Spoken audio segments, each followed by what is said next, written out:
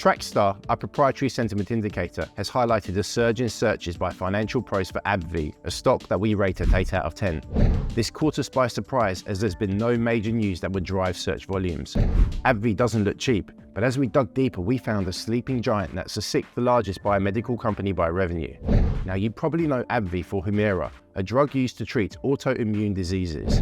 Humira accounts for 33% plus of the company's revenues. In fact, immunology drugs make up more than half of AbbVie's revenues.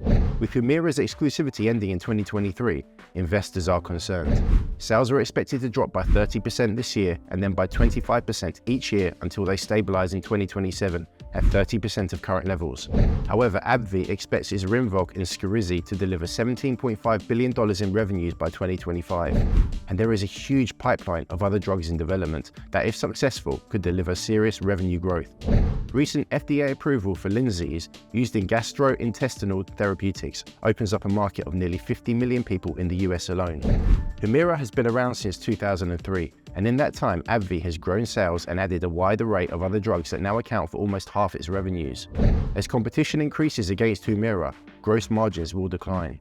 AbbVie has substantial debt following its 2020 purchase of Allergan, but it's paying it down using free cash flow to cut its debt to EBITDA ratio to 2.5x by year end.